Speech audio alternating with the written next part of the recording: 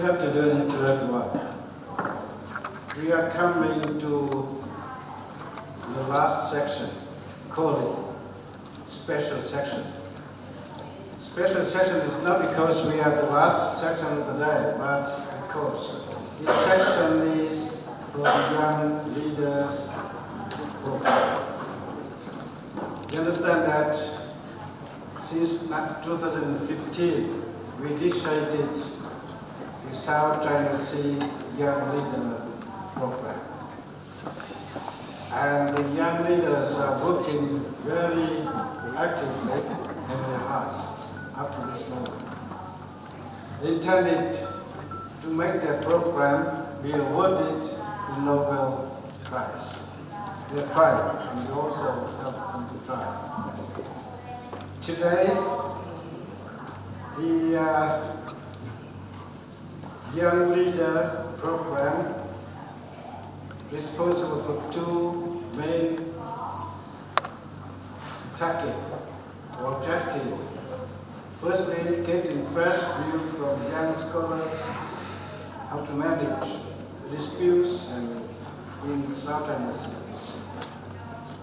and engaging, building the research interest of the new young generation of scholars on the maritime disputes and dispute management in South China Sea. This is maritime. For the section today, they will start with a presentation of what they have researched, what they have discussed, so that we, let's say the older generation, can contribute in a manner. Who will take the floor first? Okay. Good floor, please.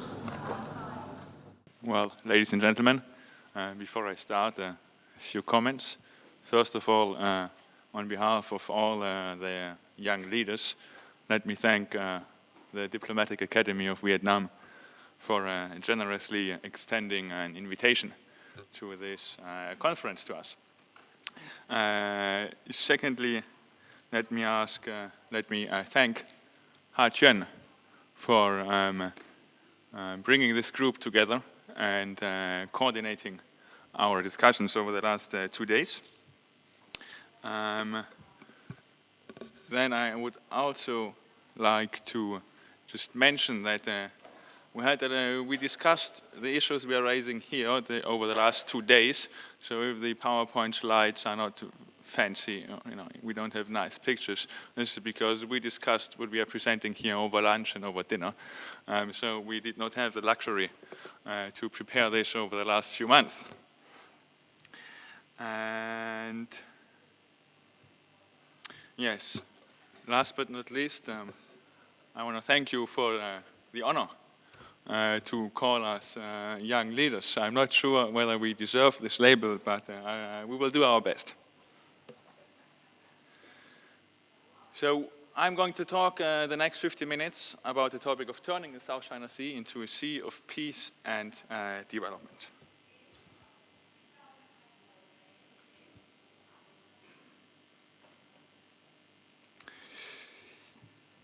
So if we look about the last 25 years of the South China Sea kind of negotiations, then we will find all these points coming up regularly at conferences. Right? We have cooperation on non-traditional security issues and then all these things.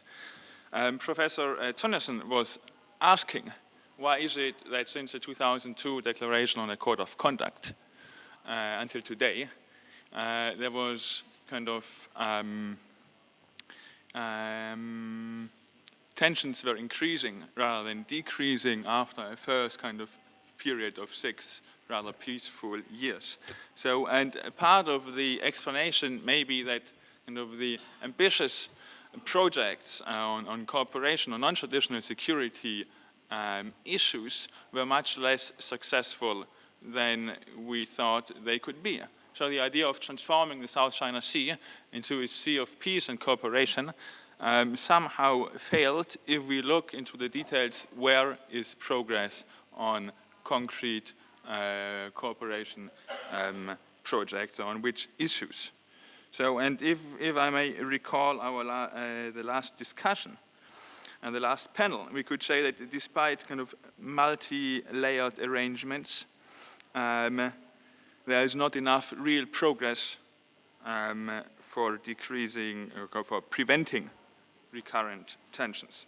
So in some sense, in the South China Sea, the number of fora, arrangements and mechanisms correlates positively with the intensity of the disputes. And so we could ask, why is that so? And the answer probably is that the idea of non-traditional security cooperation is to cooperate despite boundary and territorial disputes. But today we probably have to kind of conclude that this is rather too ambitious. It is very difficult to circumvent the dynamics that arise from these disputes and to bring forward cooperation on concrete issues in the South China Sea. So if we take these kind of mechanisms, track 2 diplomacy, to have long-standing discussions on joint fishery arrangements, joint development arrangements. Robert Beckman was hinting to the point that joint development is now off the table because there are no overlapping zones. So the problem of joint development over the last 25 years was somehow states couldn't agree on an area for joint development. If we analyze the negotiations on the Code of Conduct, we will find the Code of Conduct is difficult because states cannot agree on where not to apply the Code of Conduct. And for the regional diplomacy, I already mentioned the problem here. And the problem with third-party dispute settlement, well, if some states don't accept it, don't want it for legitimate reasons, reserving their rights, then I don't see how kind of, well, it is also kind of, we discussed that, I can say, I would conclude over the last 2 days, which influence does that have on the overall kind of dynamics of the South China Sea disputes. So to conclude, the mechanisms that were discussed over the last 25 years that were designed to either explicitly or implicitly circumvent the dynamics of territorial and boundary disputes, and kind of try to disconnect limited cooperation and disputes. That was somehow not possible. So we can draw 2 lessons from that. First, the question, how can these state-to-state mechanisms be applied differently? So how could one make these mechanisms more reciprocal? Which combination of mechanisms is possible? May there be a combination of joint development, joint fishery zones? Good. So the kind of overall question is how to redesign some of these mechanisms. So the second lessons we could draw from that is the question whether non-state actor cooperation could be a way to circumvent some of the dynamics that arise from these disputes. So if the overall question is how to circumvent these disputes, to have concrete cooperation on concrete issues, and it doesn't work on the state-to-state level, well, we could try a non-state level. So let me see. Okay, yes. So here are a number of proposals we discussed over the last 2 days, and I would like to start with the Regional Institute for South China Sea Studies. The idea of that is we don't have enough scientific data on the South China Sea when it comes to marine biology, when it comes to fisheries, when it comes to the ecosystems, to resilience of the ecosystem. So we are unable to integrate the existing data. So if you look into kind of fishery statistics, we had the discussion, there is no fishery statistics for the South China Sea. We have national fisheries statistics, but then these apply for much wider areas. So China, the East China Sea, Yellow Sea, South China Sea, Pacific, and so on. So maybe I could also make another proposal. If someone wants to fund a PhD on fishery statistics in the South China Sea, I think that would be an excellent idea. A second advantage of such a regional institute could be to build a community of scientists from the littoral states to engage in collecting data, to engage in kind of developing policies out of this joint scientific effort.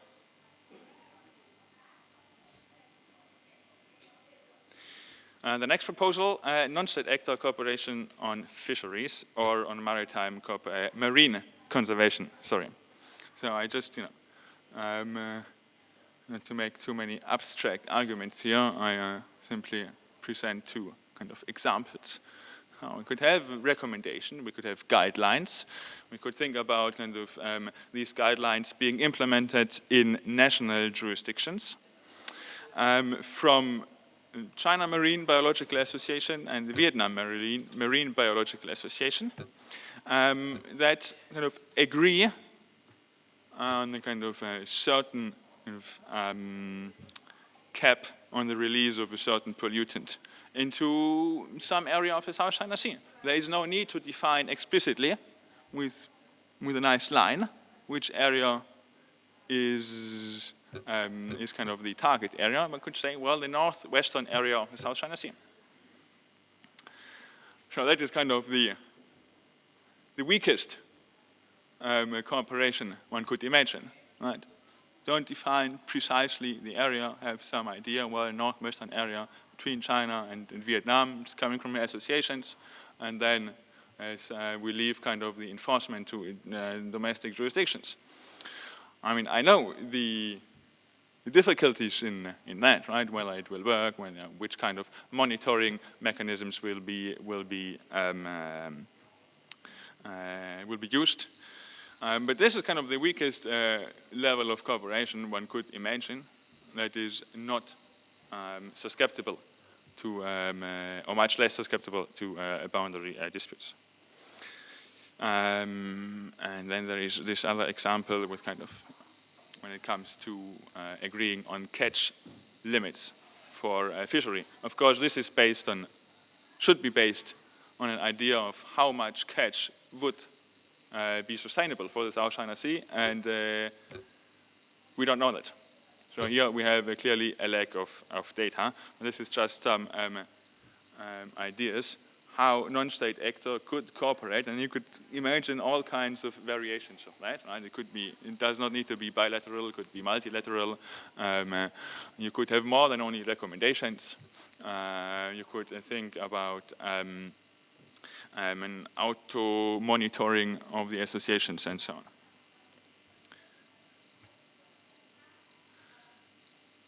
Yes, so here I want to give the floor to my colleague, Kirin, who is presenting the other proposals. Thank you, Christian. A core theme of our discussions has been the absence of trust in the region, which, beyond our group, has also been touched upon quite heavily in the presentations over the last 2 days. It almost goes without saying at this point that the escalating tensions over the last decade have all but erased trust and confidence among the claimants. But the manner in which recent political developments in the region have relieved these tensions, even if, as been suggested, it's only a temporary phenomenon, this offers hope that there is room for other levels of interaction between states. To build trust, it is vital to convince the parties that their interests lie in the working together, and the best point of entry for this is the identification of common interests and public goods. 3 of these stood out in particular in our analysis: capacity building, environmental concerns, and the establishment of a common line of communication for vessels at sea.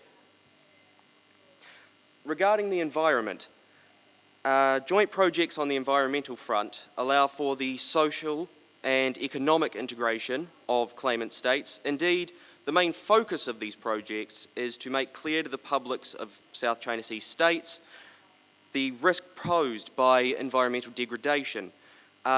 We take a three-pronged approach. Sorry, is that...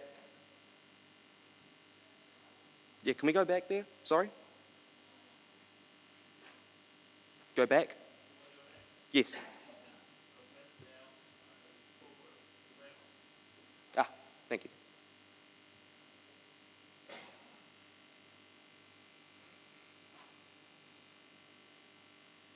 Thank you. We therefore take a three-pronged approach. First, ecotourism. There are tour packages currently being offered in China which bring tourist to parts of the South China Sea. What we propose is a joint ecotourism enterprise managed and operated by various businesses from claimant states, which will further this project, bringing tourists to the South China Sea and giving them first-hand experience of the need for environmental protection in the region, with further benefits available for states in the form of the financial dividends. Secondly, there are potential issues to be worked out before this can take place, naturally. There exist at the government level the issues of legal jurisdiction over the areas being visited, not least the issues of who has legal jurisdiction in such areas, what responsibility is held for crimes, extraterritoriality, and such issues, and whether immigration regulations need to apply to such areas. Secondly, environmental impact research. As has been established, there is a very real need for scientific investigation into the South China Sea. And this must take place to determine the state of fisheries and work towards their sustainable management. This research should be a joint project to ensure a balanced approach is taken, which protects the integrity of the findings and makes sure they can be accepted by all states involved. Finally, to ensure that a large number of people understand the environmental importance of the South China Sea, measures must be taken to ensure that the findings of that joint environmental research reach as many people as possible. They should be accessible to the public and easily understandable in layman's terms. Such measures could include, for instance, the joint production of documentaries and publications for the consumption of audiences in the various littoral states.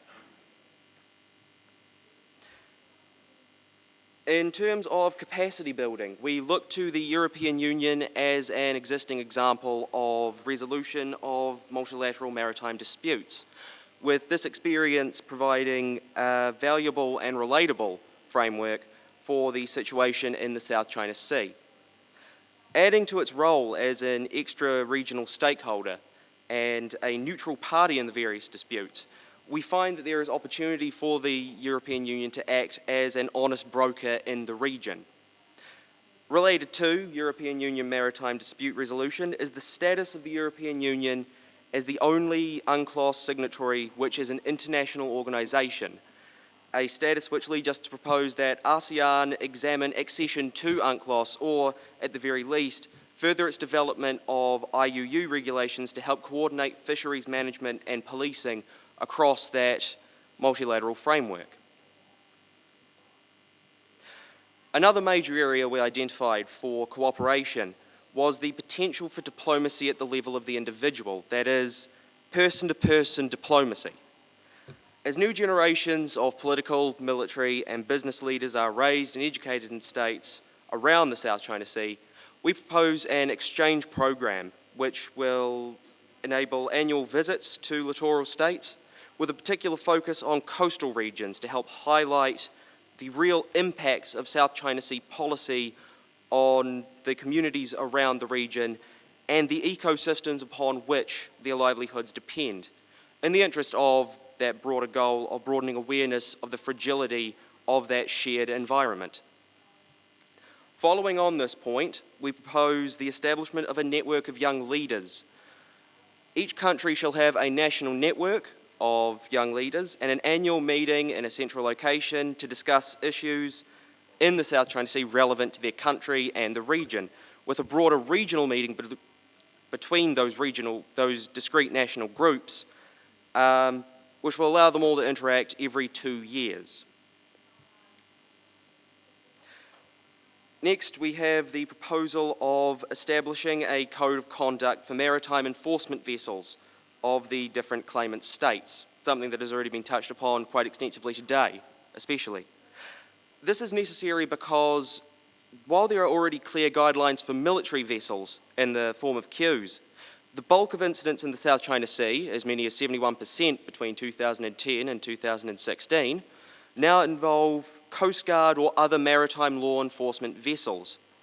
This is complicated by the fact that the functions of these agencies can vary greatly, with whatever little multilateral cooperation there is often hampered by those conflicting and differing remits. In this case, the institutions and platforms through which a code of conduct or encounter might be achieved already exist. The key issue is simply one of political will to adapt the existing naval-centric principles of queues to a non-military or paramilitary framework as part of a broader program of increasing bilateral cooperation and understanding amongst claimant states. Now, given the existing sensitivities in the region, we agreed that it was unrealistic to expect this to be all accomplished at once. So small, incremental steps must be taken to expect this to be, and existing platforms like the ASEAN Maritime Forum could serve as the setting for multilateral discussions. In turn, these fora and discussions could lead to further confidence-building exercises, familiarization visits, tabletop exercises, and so forth. As a final idea, our group developed something from the old adage that good fences make good neighbours. That is, the possibility for a joint submission on the part of the Philippines, Malaysia and Vietnam to the Commission on the Limits of the Continental Shelf, which would allow these three to coordinate their claims and clearly delineate a mutually agreed upon maritime border. This would build on the precedent established of the joint Malaysia-Philippines proposal. In seeking an award from the CLCS, the idea is that the Commission would be able to determine that there is no continental shelf generated by any of those geographical features in the Spratlys, which would in turn restrict the claims of littoral states to those extending from their respective mainlands. With regard to the objections China could theoretically raise to such a joint submission, it's important to note that we did not technically find any legal grounds to do so. In conjunction with the ruling of the PCA, this measure could therefore help build those good maritime fences and open the path to becoming better neighbours by raising the prospect of joint exploration and extraction of natural resources. In this case, we refer to the example of France, Ireland, Spain, and the UK, where a quadripartite submission was made on the status of their continental shelves in 2006, establishing a useful precedent for such measures. It is here that we conclude our presentation, and time to spare. Thank you for listening to our proposals, and we await your questions or criticisms as the case may well be. Thank you. Thank you. Other young leaders, you have any comment or amendment to the presentation? Good idea. Good, thank you. It's time for us to raise a question for the young leaders. I think the presentation is an excellent, comprehensive one. One of the things they stress on is the trust building. They also touched on a series of things that we have discussed in the last 2 days. Fishery, maritime conservation, and trust building, the project joint development semester. So please take your freedom to raise any question or comment to the young leaders. The floor is yours now.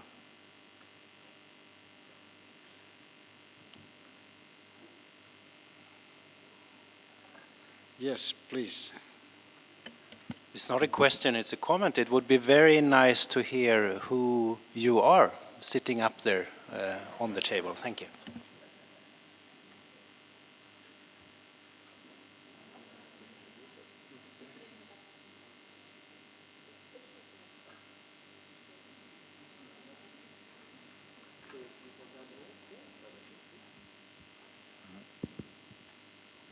All right, then we go for a self-introduction. So my name is Christian Schultheiss. I'm a PhD candidate at the University of Cambridge, and I study political conditions for applying dispute settlement mechanisms in maritime disputes. I'm Kieran Ireland, studying at the Victoria University of Wellington in New Zealand. I'm currently doing my master's research on the South China Sea dispute's implications for New Zealand and New Zealand's policy approaches to the region. My name is Phạm Ngọc Minh Trang, and I'm a researcher from the Vietnam National University. I also was a former researcher in the Tribunal for Law of the Sea in Hamburg, Germany. My name is Trang Lee, and I'm a part-time researcher and a full-time learner at the Diplomatic Academy of Vietnam. Okay, maybe I can use this one. Yeah. So my name is Zhu Tingshu, and I'm from China. And I see that there's a very limited number of Chinese here today. Yeah, so I feel very stressed. Yeah, and I received my master's degree in Xiamen University as an interpreter, and now I'm a PhD candidate in Mahidong University, Thailand, and I work in multicultural studies. So I received my education mostly from ethnographic research. Yeah. Hi, I'm Eng Chu from Ezra Jumnan School of International Studies. I belong to the military studies program, so I study the military.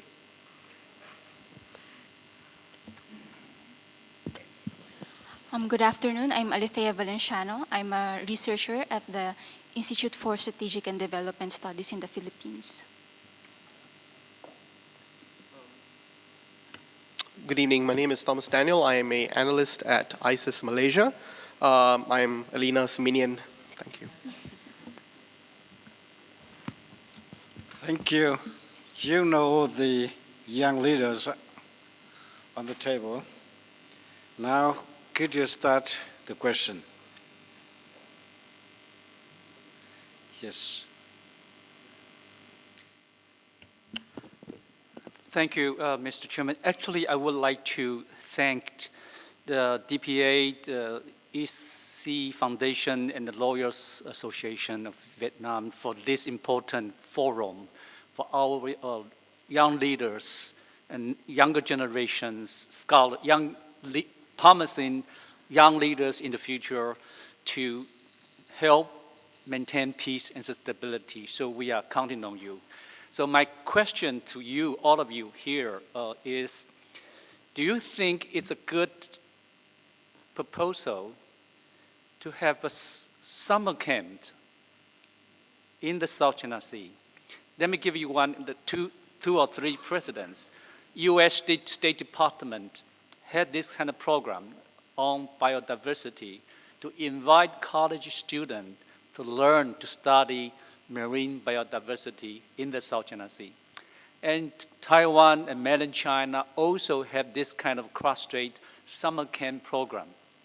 Now for the region, this region, do you consider, is it possible, is it a good idea to have this kind of educational program for scholars, not only students from ASEAN member states, Vietnam, Thailand, Malaysia, Philippines, and so on, but also countries from Europe, from the United States, from Japan, Korea, to get together and to discuss this kind of issue. So that's my question to our young leaders. Thank you. Here. Thank you. I'd like to follow up with the previous comment and congratulate all of the young leaders up there. So as part of the discussion and as part of your presentation, you mentioned the idea of some form of DOC/COC framework. I'd like to push you a bit further and talk about practical policy ideas, because right now, let's assume for a while that the DOC is settled, because we've already settled the DOC in '02, but we sort of tried to build up into a legally binding COC, hopefully, right?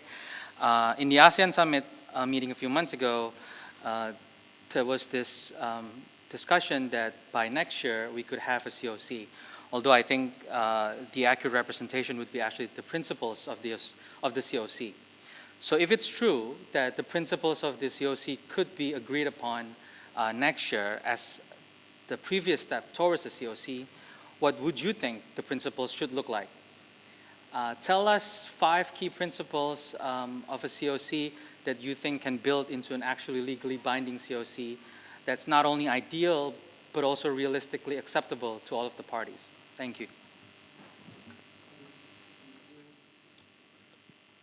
I need to get 2 more questions. Yes, please.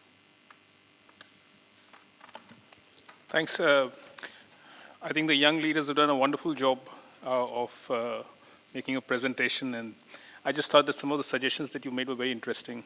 But I want to know from you that as young people that sort of think differently from the older generation, what are 2 concrete suggestions that you might have, or 2 concrete critiques of the way that things are being pursued at the moment, both on the security side and the development side? The security and developmental meaning fisheries, infrastructure building, whatever else there is. Is there a suggestion that can tell us that we're fundamentally mistaken in the way we are pursuing certain activities? Do you think there is a radically new approach to dealing with the existing problems? Just 2 suggestions.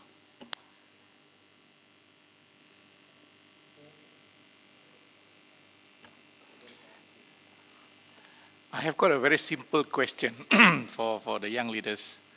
I think nowadays the role of media is very important.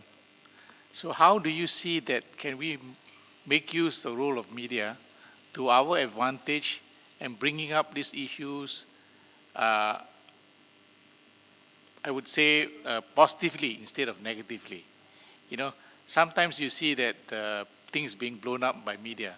Is it a good way of using the media? Or how best can we use media to the advantage of gaining some grounds in arbitrations or in any of the things that we want to do in the South China Sea? Thank you. We can take the first the 4 questions. You? On behalf of the group, I will answer the first questions about the proposal of a summer camp for students around the region to go together, study, learn about South China Sea dispute, and maybe propose a resolution to the dispute here. And as a young leader who have privilege to visit and participate a number of summer academy around the world, from South Korea, from Shanghai, Denmark, and South Africa last year, I can say that this idea is wonderful. But if Taiwan and China want to open that kind of summer camp or summer academy, you have to push the information to us, to let us know that there is a summer camp and what it is about and how to apply for it. And the best way to reach young generation is via Facebook and Twitter. And that's my answer. The question relating to declaration of conduct and code of conduct.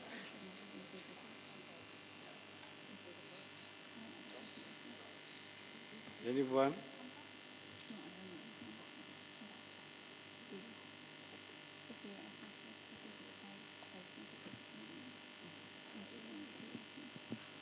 Okay.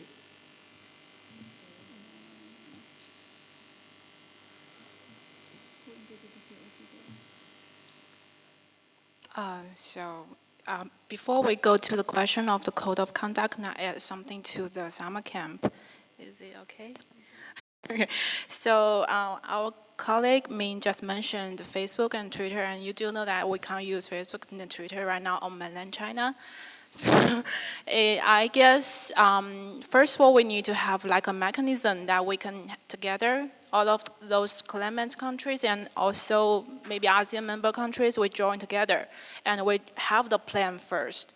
And we just make the information clear, and we have a good channel of distributing the information to make sure that every member country can know that. And we share the same platform, and the distribution of information is equal. So I guess that's the kind of insurance mechanism we need to have first. And about code of conduct, yeah, I didn't know much about this because I'm from ethnographic field. Okay, I'll give you the floor. Right, okay, talk about being thrown under the bus. I will address, I will try and address all the questions, and let me start from the last question with Dato' Chin first about the role of the media. My personal view on this is that that when it comes to the South China Sea, aside, given the nature of media among the claimant states in Asia, I would hesitate to say that it has been used to highlight a very national perspective on the dispute. When you go to, well, I haven't seen overt examples of it in Malaysia because we do make an effort to sort of keep the South China Sea dispute off the national discourse. But I have seen articles coming out from Indonesia, coming out from the Philippines, and of course coming out from China that take a very nationalist view of the dispute, and this is going to, and not just going to, but has inflamed popular sentiment about it, which will eventually make it harder for governments to negotiate a dispute out when you leave yourself with very little room to do so. Social media is another thing we should watch out for. It's very easy to conflate, to inflame stuff there. The recent US elections is an example of that. Let me, Evan, let me come to your question about the 5 things on the COC. Truth be told, Evan, I have never given it any thought because I am so disappointed. I'm so downcast when it comes to the eventual COC. I was willing to bet money that I will probably never see a COC, never see a conclusion of a COC within the next 6 years. And truth be told, and I'm going to be very frank about it, I have always looked at the negotiations of the COC as a time buying and as a delaying tactic that the Chinese use. Some people might not like to hear it, but that's how I look at it. But however, Evan, you have given me something to think about, so perhaps an article on 5 things I would like to see in the COC might be due soon. Mr. Abhijit, the question on how things are being pursued, critiques and perhaps suggestions. Right, now I think judging from discussions here and in fact other conferences, there doesn't seem that there is not a lack of ideas. We have ideas. We even have, in many cases, the institutions to work on it. What seems lacking to me is actual political will to get things off the road. Now, whether we can work on this on track 2, I do not know. But I think this is the biggest challenge that we must answer. And lastly, the summer camp. I think it's a great idea, but you know what else would be great? We need this sort of exchange between our frontline officials and the South China Sea. We need the officials who face each other, not just the Navy and the Coast Guard, but the guys at the provincial level to sort of meet each other and sort of understand, to basically build some common ground. I know for a fact that, I know that in Malaysia, certain agencies have tried to pursue this, but it hasn't, unofficially, it hasn't met any sort of favorable response whatsoever. But yeah, that's my take. Thank you. Good. The fourth question, yes. Yes, I'd just like to add as well in terms of the question about the role of the media in this. I think a big problem is that it's very easy as academics to exist in quite a rarefied atmosphere. I mean, we're aware of the subtle connections between what happens 1,000 miles away upon our lives here, but the vast majority of people are not. And I think the challenge is that we need to make people aware of the significance of these conflicts and tensions to their everyday lives. What does a fisheries dispute have to do with the price of beer, to coin a phrase? It's a matter of, and that's why we put quite an emphasis on the matter of explaining things to people in the simplest terms possible, not condescending to them, but just engaging with people in a language that they can all understand.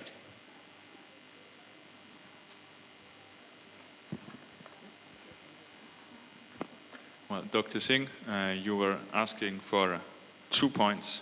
Well, I will give you 3. One, criticism. The status quo. The status quo in the South China Sea is not benefiting any country in the South China Sea. I have the impression states adjacent to the South China Sea are of the opposite example. The status quo is better than the options for dispute settlement they have.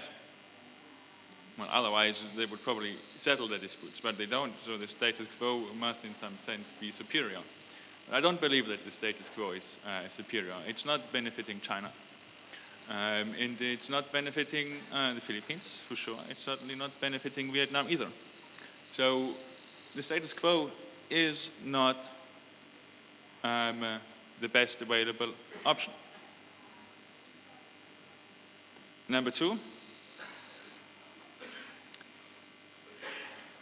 the various options of kind of dispute settlement or kind of cooperative approaches that kind of I tried to give a rough overview why it didn't work in the last 25 years. I would say, well, we need more flexibility in applying them.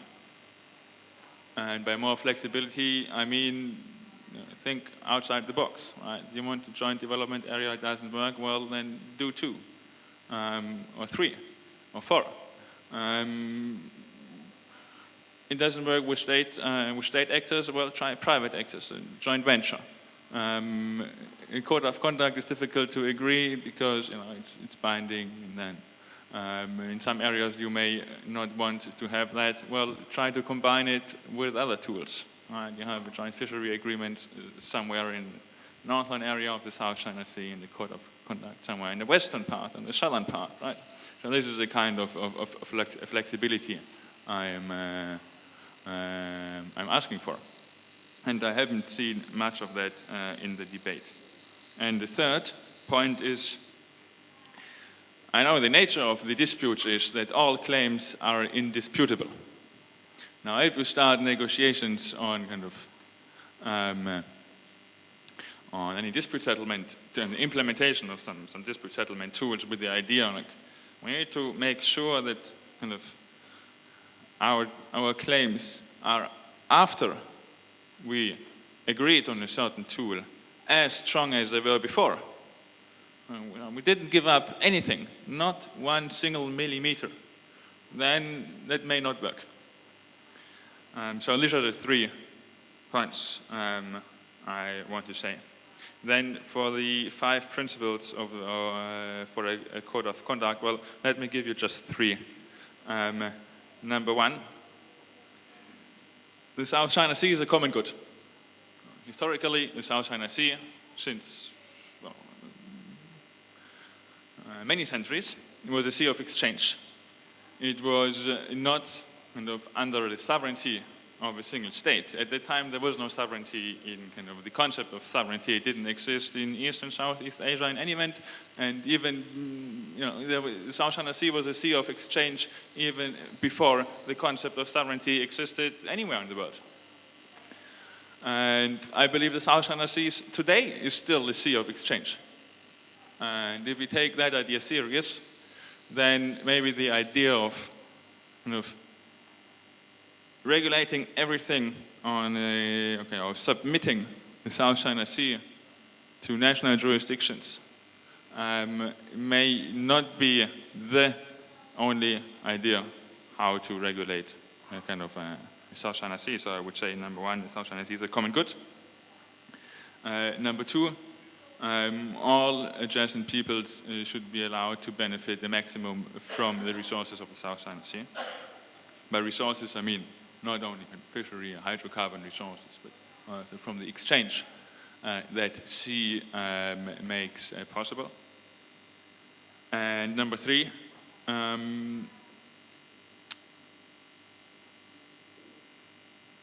the use of the South China Sea should be limited with a view to the benefit of future generations.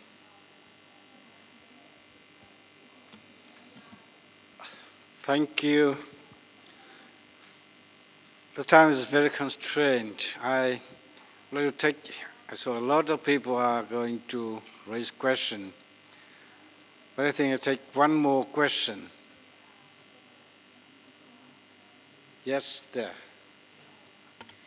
Congratulations, you make a very thoughtful proposal. And just build on your proposal, I would like to have two questions. First one is that what it make difference if ASEAN going to be a member of UNCLOS at an organization? And second, we always heard that the South China Sea dispute is so complicated, so we should leave it for the future generation to settle it. So what kind of expectation for the generation that you believe that have the capacity to settle the South China Sea dispute? I'm sorry, but can you elaborate more on the first question, the first one?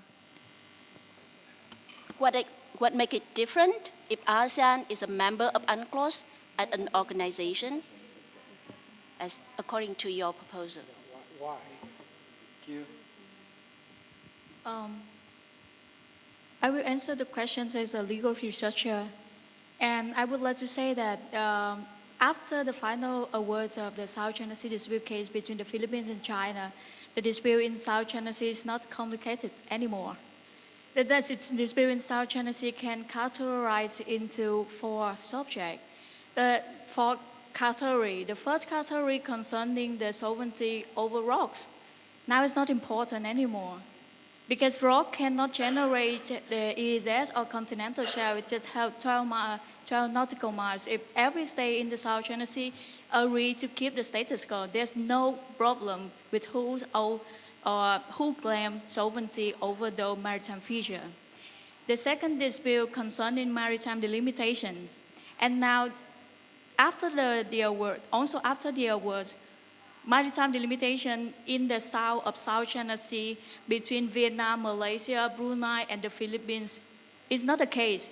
For example, in our proposal, you can see that we propose that the Vietnam, Malaysia, and the Philippines should jointly submit the limits of their continental shelf to the SCS to consider. Because right now, those features in the South China Sea cannot, so there's no overlapping of the continental shelf generated from the mainland of those states and the maritime feature. So it's much less complicated. And the third category of this dispute concerning environment. And for environment, everybody knows that it's like something public good, we just mentioned, and it's the key for every disputed state in the South China Sea develop trust building capacity. We choose the trust building capacity on the environment issues. And the last issue concerning natural resources, we have fishery, oils, and gas. Fishery, according to Professor Robert Beckman, no question asked, there's no fish anymore in the next few years, or there's no dispute anymore. And for oil and gas, I had to repeat it again. If there's a choice submission to the CFCS of those countries, we can cooperate to explore gas and oil in the continental shelf of the South China Sea. So I would like to say it's not complicated anymore. And it's very easy for the young generation like us to settle it and develop it to make South China Sea great again. Thank you very much. I think the point raised by the young leaders are so attractive and very courageous. There are lots of things that our conference has to think about and work out how we are going to help them. Firstly, the network of the young leaders we have to set up. Secondly, the contact point is important because you rarely meet each other. Every year we had one conference and you come and you discuss for a certain minutes or hours. It's not enough for you to come to any feasible recommendation. Thirdly, you need the funding. The young leader also need the funding, mostly from the research institutes who take part in this conference. It is also the headache for you to think about, but I think that for the younger generation to work, because the future is theirs, not ours. We can help, we can assist, but they need to work for themselves in the future. That's why I call all the research institute to help in any way you possibly can to help for the young network, young leader network, so that they could have the conference, they could have us in recommending more and more suggestions and project and program which could help to turn South China Sea a sea of peace and cooperation. Before ending, I would like to ask you to join me in giving a big applause to our young leader on the table of chairman and also the young leader in the conference. Thank you.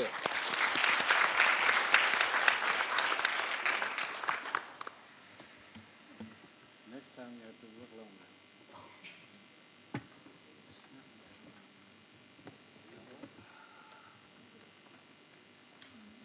Ladies and gentlemen, after the young leaders session, we come to the very final end of the conference we have. But before that, there's a special session now, because it's very important that we need to gather all the ideas and proposals and anything that we haven't, the conference will be left over. So we'll introduce His Excellency Lê Công Phụng will chair the free discussion session. So it will be time for all of us to raise questions, ideas, and any proposal you have. Thank you very much. Thank you. I need a secretary because they have to help me to point out who is going to talk.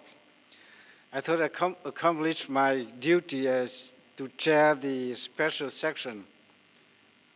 But there's another special section. I invite you to raise the question to discuss, or not question, to discuss, because if you raise this question, nobody is going to answer. You raise comment or discuss on any kind of subject of a conference, even the logistic accommodation, the timing, the place of conference, anything that you wish to contribute to the conference, so that we can do the next one much, much better. Now the floor is open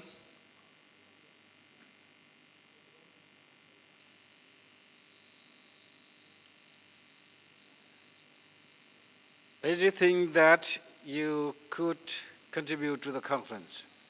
You? This is Stein Tønneson. I was just listening to the young leaders, and I look up and I see that your foundation is a foundation for EC studies. And the young leaders, they suggested to have a regional institute. Of course, then you immediately think about where should that regional institute be, and the most obvious location would be in the middle of the sea, somewhere. And perhaps some kind of logo could be created around the sea between us, where the us is regional and where the sea is in the middle. Because for the Chinese, it's the South Sea. For the Vietnamese, it's the East Sea. For the Philippines, it's the West Sea. For Malaysia, it's the North Sea. So it becomes between us. And this has to do with the emotions that the sea and the sea disputes raise. I would actually be curious as to the feelings of the young leaders, the emotions that they have concerning the South China Sea and its disputes. Does it cause hope, anger, disappointment, or what? And of course, a background for my question about the emotions has to do with the role of nationalism. Because in every country around the South China Sea, you learn from the media and from the schools and from the museums your national perspective.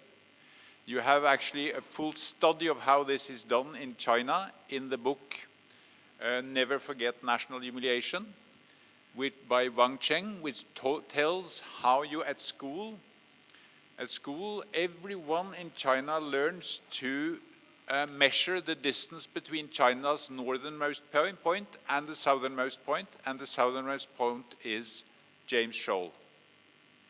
This creates a we feeling among all Chinese around the idea of the South China Sea as belonging to us.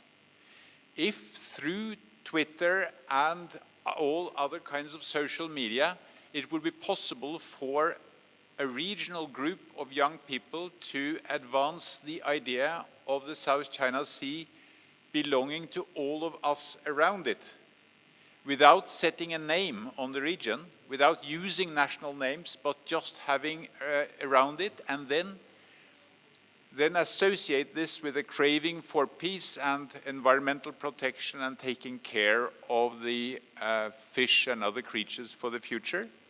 That would give a kind of identification point. So I suppose this is my suggestion to the young leaders. Thank you very much. Now, who is going to, in your opinion, comment?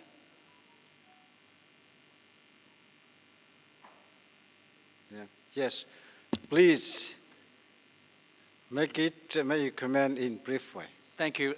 Stein is a good friend of mine, but I have a little bit different opinion. When we are talking about the rule of law, when we are talking about the obligation to abide by decision made by the international organization, made under UNCLOS, there's a rule. So what's the rule for the naming the sea? For example, the South China Sea. If that's the case, we have to look at the International Hydrographic Organization. They make the decision. They have the documents. They are using that kind of name. But in order for all people in this region to share, according to your concept, ideas, maybe we can have a nickname. Because you're right, if the Philippines asking for rule of law by using West Philippine Sea, perhaps Taiwan can say South Taiwan Sea. So that's why I'm saying that. Usually in terms of international practice, state practice, when you have the sovereignty disputes, Tokto and Takeshima, you put it together. Is that right? So that's what I'm saying. That good idea, but that's my opinion in response to Professor Tønneson's. Just to be precise, I do not suggest a new official name. I'm just suggesting the sea between us as a concept for a young movement. That's why I say nicknamed. Yeah. Any other comment? Yes, please.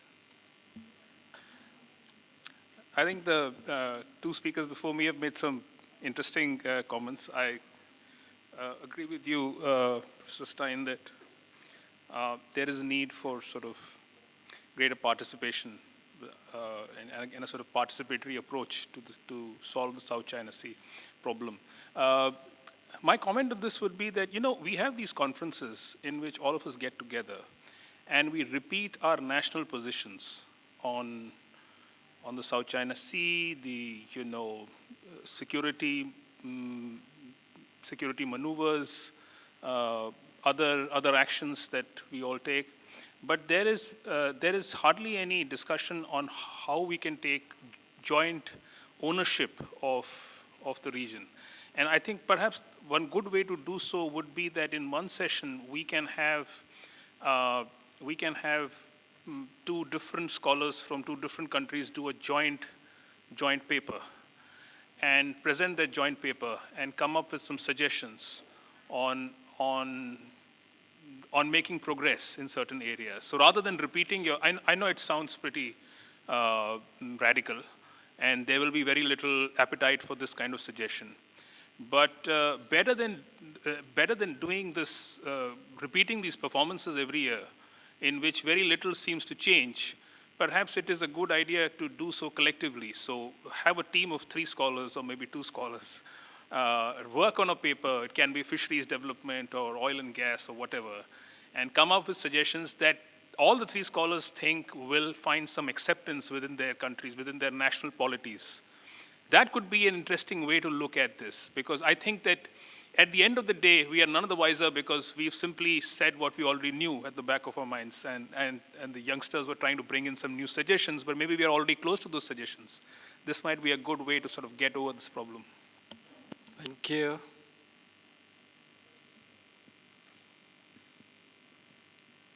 Anyone?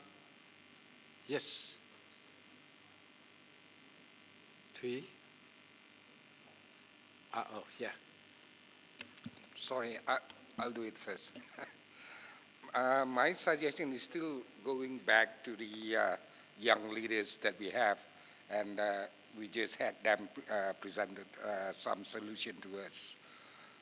Perhaps rather than using them to look at what has been discussed in the last 2 days, we perhaps the next conference give them an assignment, a topic in which they look at it and they came up and do a presentation as panel members together with us, and probably coming up with some radical ideas in which the old guard won't think of, rather than setting them at the back 2 days, and then listen to us and then come to us with a solution. If they can have a period of time in preparing it, then probably we will listen to some better good ideas. That's my take on it. Thank you. Is anyone? Yes, please. Well, I think I'm speaking for all of us. We are very sympathetic to that proposal, because then we don't need to do our presentation over breakfast, and then we'll come with a much nicer and well-prepared presentation rather than some patchwork. Thank you. Yes. Thanks, Per-Erik from the Embassy of Sweden in Hanoi. This was my first time participating in this, and I think there are some great concrete proposals coming at this very end. Of course, for some of us, listening to all the description, it has been great. It is extremely interesting. In the very end comes from some of the younger people in the crowd some policy recommendations, and that is perhaps what I've been sitting here thinking about throughout these 2 days. Even though I hear very clearly what my Indian colleague says, we have to avoid this being a negotiation room or a room where we basically just say our positions. But with this interesting crowd of young academics, very experienced academics, some international guests, and also very interesting hosts. I mean, like the Diplomatic Academy, and also international guests and a number of diplomats. Maybe it's asking too much, but it would be very interesting to hear perhaps the Diplomatic Academy coming with some recommendations on what should different actors do. We've been talking about the neighbors, but you could also think about the whole international community, and you could think about not only the two biggest powers that many people have talked about during these 2 days. I heard some of the young leaders mentioning the place where I come from, the European Union, not to say that the EU should come and say or to tell what to do, but perhaps share some experiences. But we have other regions in the world as well. Latin America, Africa. Are there some other interesting policy recommendations rather than comparing notes? Who does what do we do next? So perhaps for the next conference, that could be a panel or at least a very clear session. Thank you. Ivan?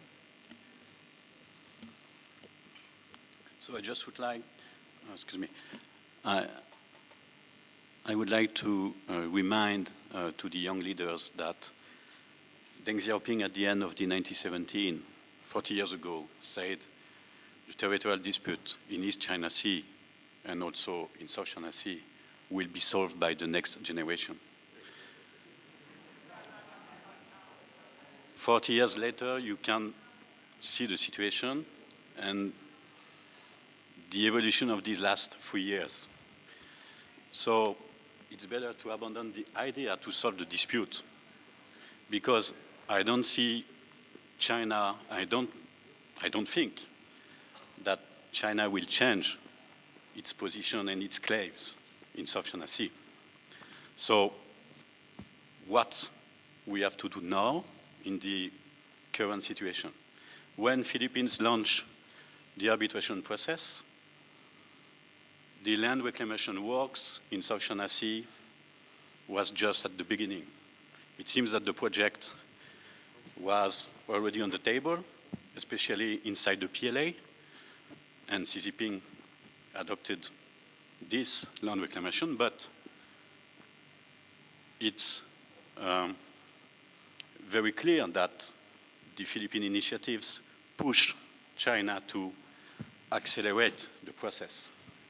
So in 3 years, between the beginning of the arbitration process and the final award from 2013 to 2016, China built airstrips, lighthouses, and other infrastructures.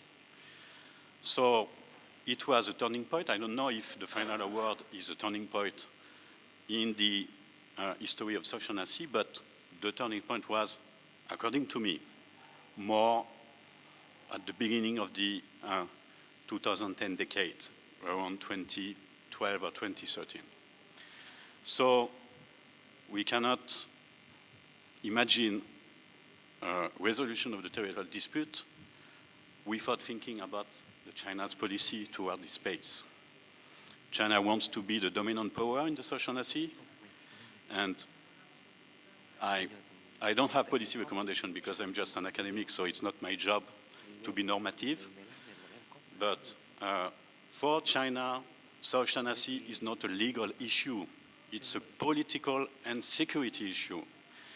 China and many experts in China knew since a lot of years that the position of China in the legal framework, according to the international law, is very weak. So the only solution to fight against this weakness is to make the fait accompli in South China Sea by the construction of infrastructure. So now it seems that China stopped the process because it's time, of course, to try to discuss again. And China also is just waiting for what Southeast Asian country will do now. And you can see and observe that on the Philippine side, we have a change. So we will see what will be the policy of Duterte and also the reaction of Vietnamese authorities. But relations between China and neighbors will be very important in this process. And another remark is we just talk about sea of cooperation. So we just have to mention that we are not facing of a sea of war. It's not a sea of war. South China Sea is not a sea of war, of course. There is many unstable situation in the world, more important than South China Sea. We have many tensions, of course, but East Asian countries and East Asia stay also a region of economic integration. We have also many cooperation, so some of them have to be improved. And of course, the territorial disputes remain obstacle to the cooperation is in Eastern Asia, but the situation is not so black, and maybe there is some hope we can have. But regarding the territorial dispute, I think we have a situation now. It's just to think what states can do in the current situations in this Spratly Island and around the South China Sea. Thank you. Thank you very much for sharing with us your idea concerning the Chinese position and what other has to do. And I think that kind of opinion will be thoroughly discussed when we have the next round. And of course, each of us can take your opinion for reference in our daily research work. Who else? Lady, yes. Thank you. I'd just like to build on some of the suggestions that have been going around the room and encourage any new initiatives to be in the form of multimedia as well. We talked about social media, but we have so many papers already on the South China Sea, and for people with short attention span like me, I think I would prefer things in visual form, and I think actually that could be an innovative way to present new and refreshing ideas and thoughts. Thank you.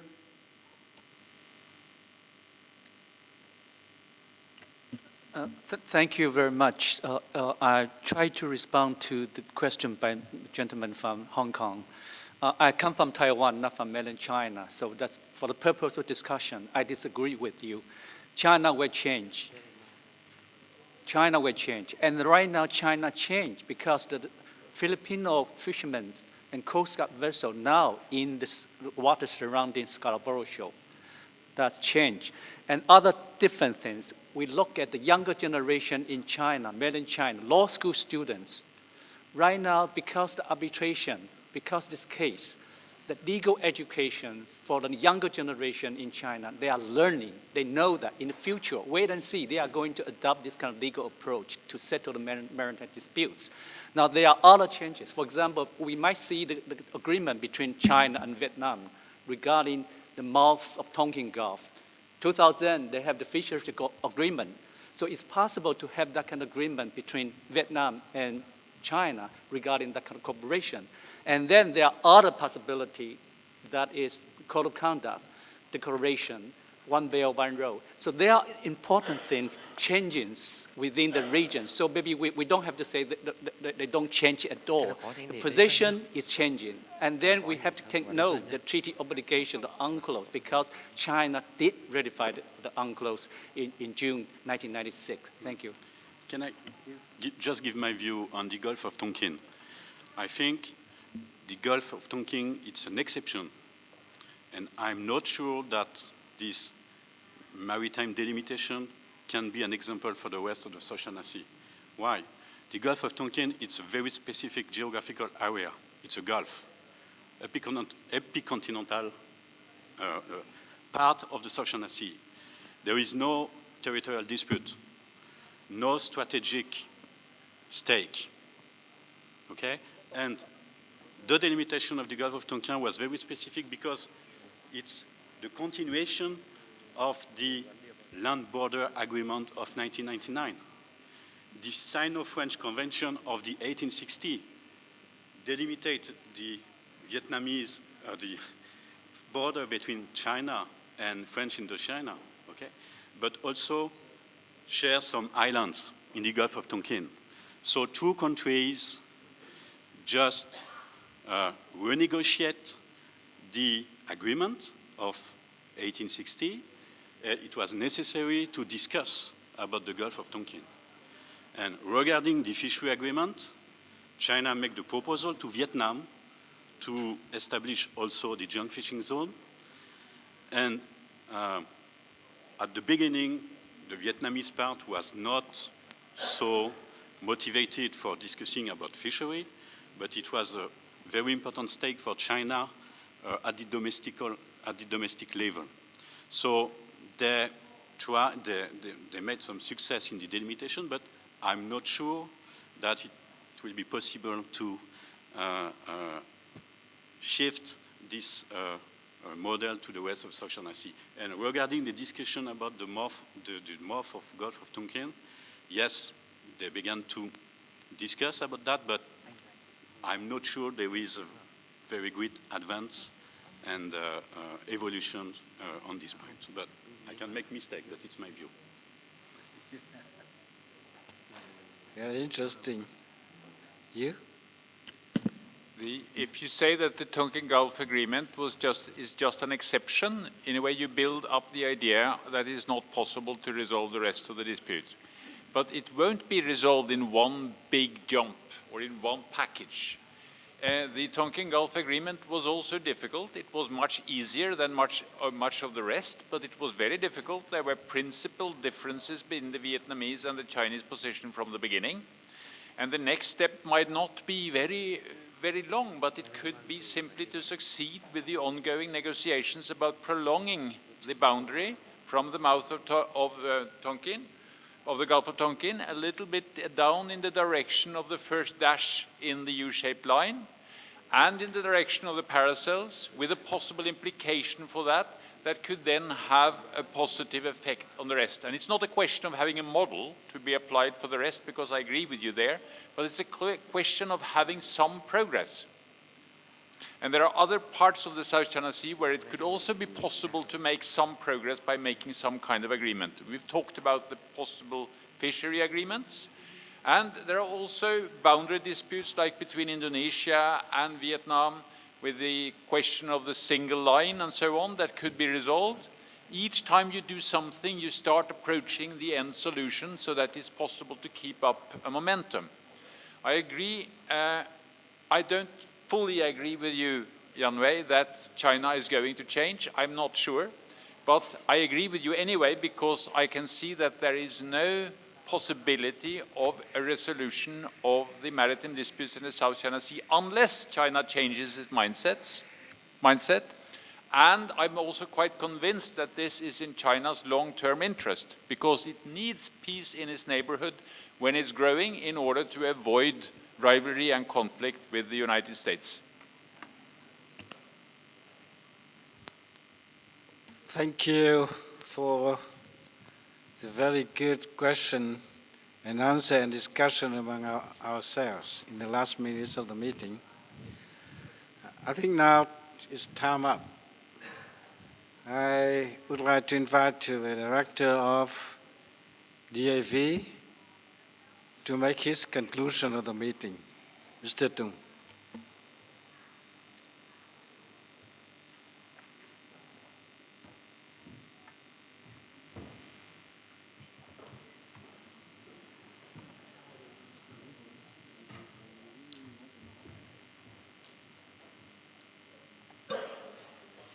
Hello again. First of all, let me, on behalf of the organizers, to share with you some thoughts, concluding thoughts on the 2 days seminar conference. I think that with the 7 sections and 1 special section with the young leaders, we have successfully accomplished the goals we set for the conference 2 days ago. we have so many thought-provoking presentations. And these presentations were joined by the active questions and comments from the audience.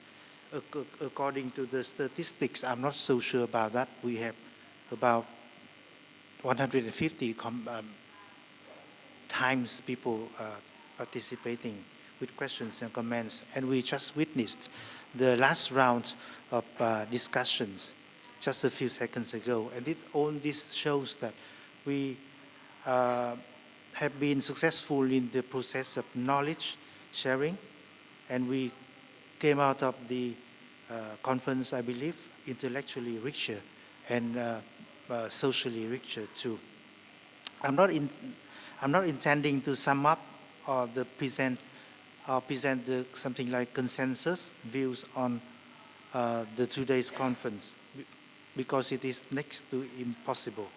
But I would like to highlight some points, and I hope that you might agree with me. One, the historical research is in greater demand. We have been so lucky to have at least 4 presentations in the first panel, which I shared about the historical findings in the South China Sea.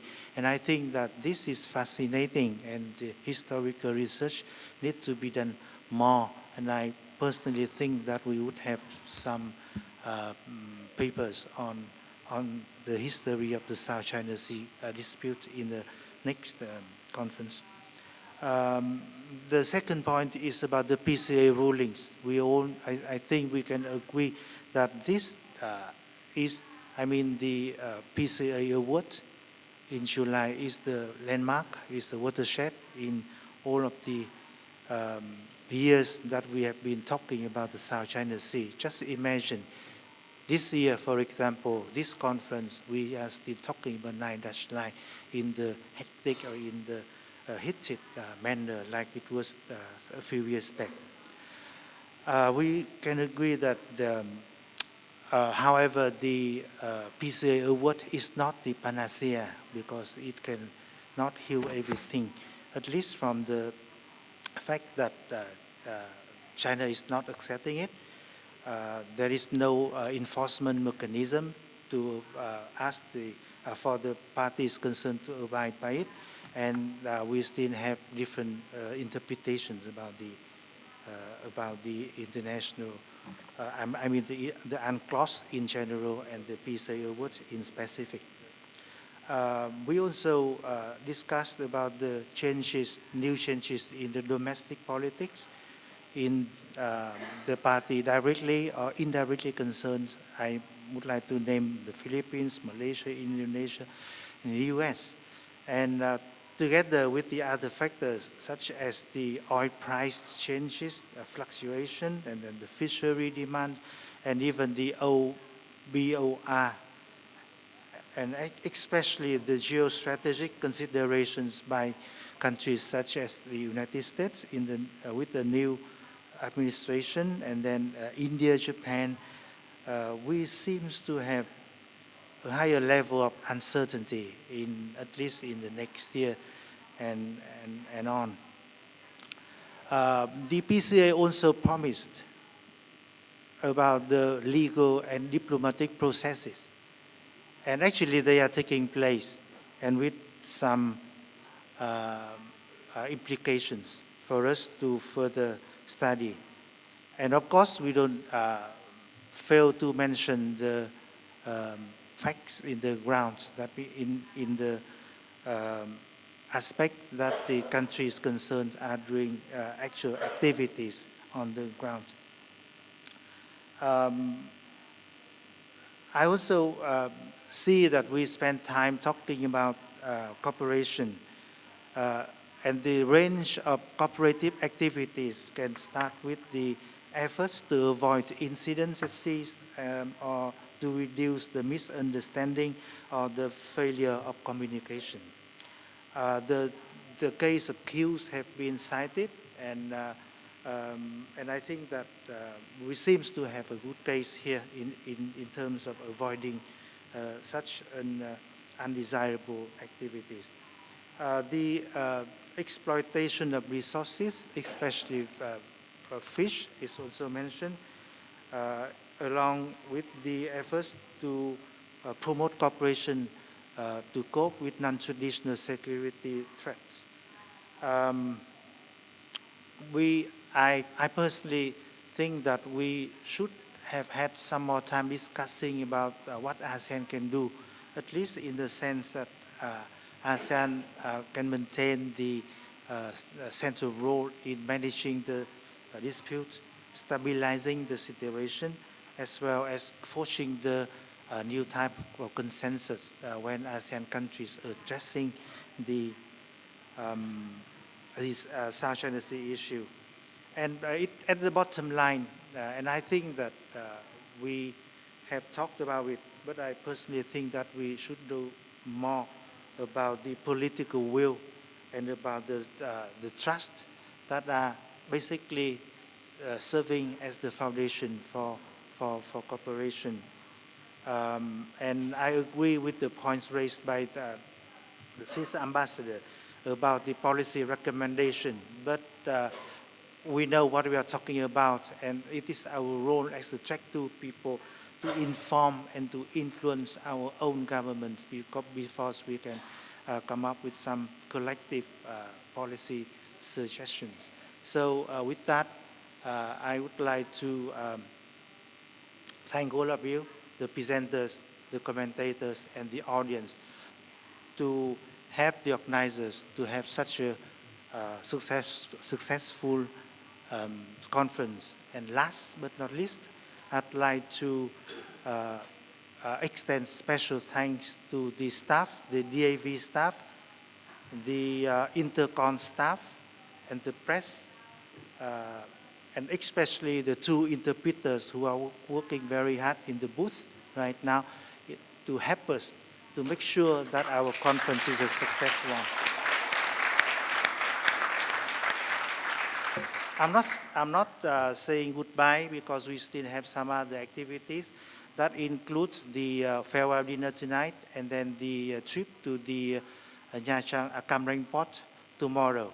So I would like to invite the organizers to give the housekeeping announcement. Thank you very much again.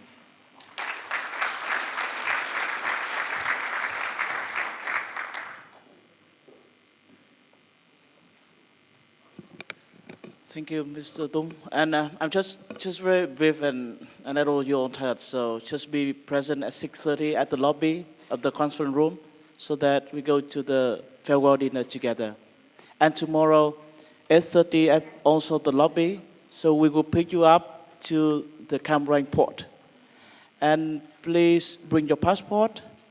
And in case, of course, I hope that all the people who have dropped off the airport will talk to our secretariat. And I'll see you tonight. Yep.